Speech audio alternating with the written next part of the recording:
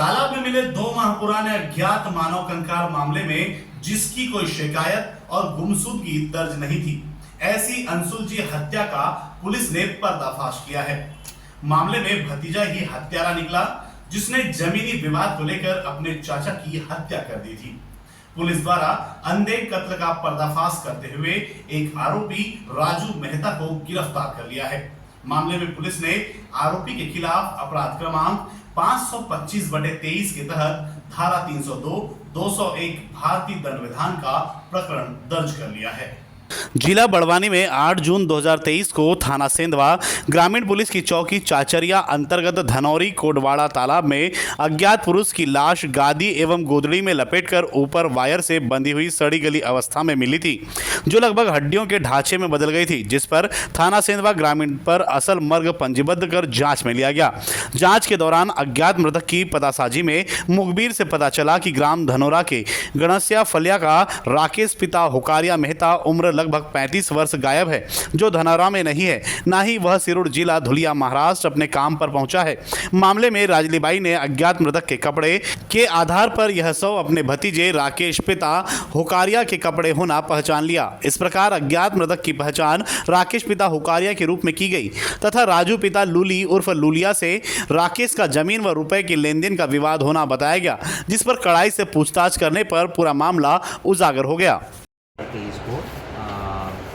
थाना सेंधवा ग्रामीण की चाचरिया चौकी के अंतर्गत एक धनौरा तालाब है।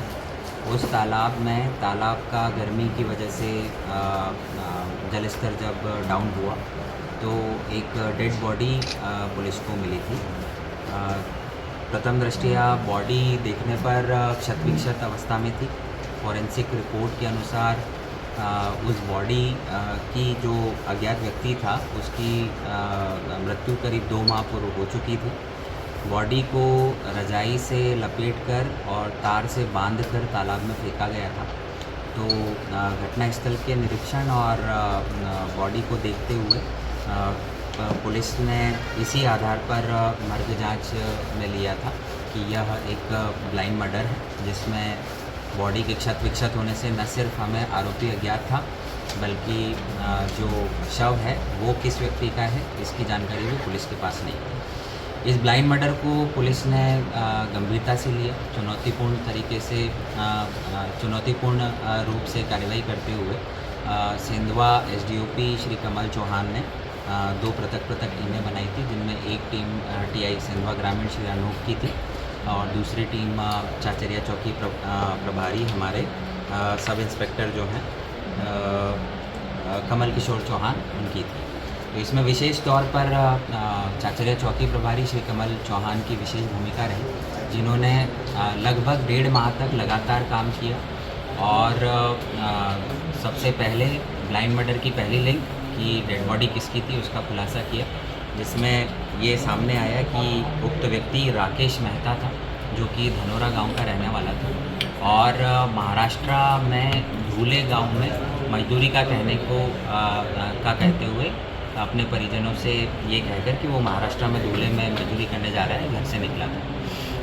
जब ये बात मुखबिरों से पता चली कि एक ऐसा व्यक्ति है जो महाराष्ट्र में मजदूरी करने का कहकर गया है, लेकिन अभी तक महाराष्ट्र भी नहीं पहुंचा है और ना वापस लौटा है, तो पुलिस को संदेह हुआ कि अज्ञात जो बॉडी मिली है वो इस व्यक्ति की हो सकती है, जिस पर उसके परिजनों को बुलाकर उनसे पूछताछ की गई।